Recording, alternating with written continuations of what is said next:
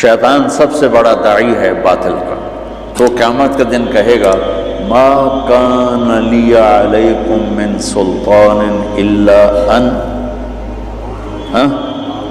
دعوتکم فاستجبتم لی فلا تلومونی ولوموا انفسکم ما انا بمصرخکم وما انتم بمصرخی انی کفرت بما اشرکتمون۔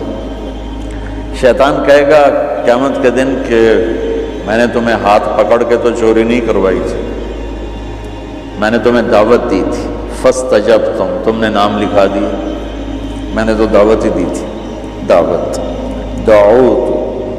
دعوتکم۔ اب پیچھے جاؤ، پہلے داعی نوح علیہ السلام 950 سال کے بعد کہہ رہے ہیں رب انی دعوت قومی لیلا و نہارا، دعوت اوحینا یوحی، اوحینا یوحی، دعوتکم اور دعوت قومی، دونوں ادھر بھی دعوت ادھر بھی دعوت۔ دعوت کے بغیر چیز پھیلتی نہیں۔ اب مارکیٹنگ کا نام سنا ہے؟ دعوت کہ بھی اپنے آدمیوں کو اپنا سودا دے کر مارکیٹ میں پھیلا دینا اور پھر کہنا جی ہمارا سودا یہ ہے، آپ اس کو خریدیں۔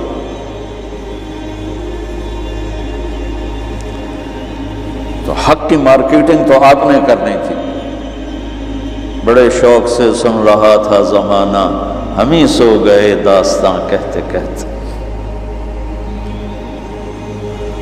ہمارے ذہنوں میں ہی نہیں ہے کہ ہم نے ہر طبقے تک محبت کے ساتھ اللہ کا پیغام پہنچا۔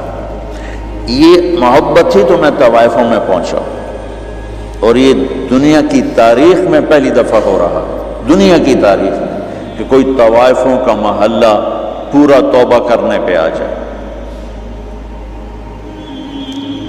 کبھی کسی کو خواب بھی نہیں گزرا کہ بھئی یہ بھی ہماری دعوت کا میدان ہے۔ یہ تبلیغ کی برکت سے یہ ذہن اللہ نے بنایا، اور 200 سال اس کو ہو چکے ہیں ہمارے تلمے میں جو طوائفوں کا محلہ ہے۔ 1818 میں اس کی بنیاد رکھی تھی رنجیت سنگھ نے، اور آج 2019 ہے، 201 سال ہو چکا ہے۔ لوگوں نے یہاں آ کے ان کے کپڑے تو اتارے، ان کی عزتوں کی بولیاں تو لگائیں، ان کی حیا کو نیلام تو کیا، انہوں نے اللہ کا نام نہیں بتایا کسی نے جا کے۔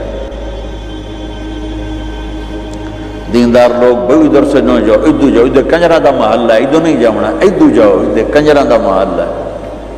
اللہ نے میرے دل میں ان کا پیار ڈالا،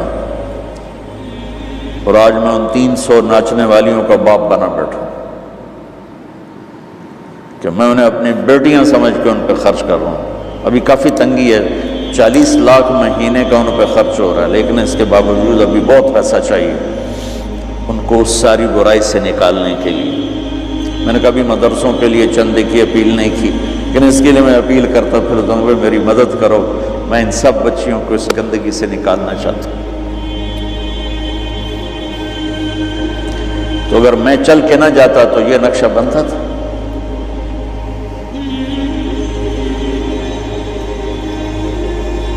شاہ اسماعیل شہید رحمت اللہ نے ایک موتی طوائف کی توبہ کا ذریعہ بنے تھے، تو وہ اس کی ہل ہو گئی، شہرت آسمان پہ جا پہنچی۔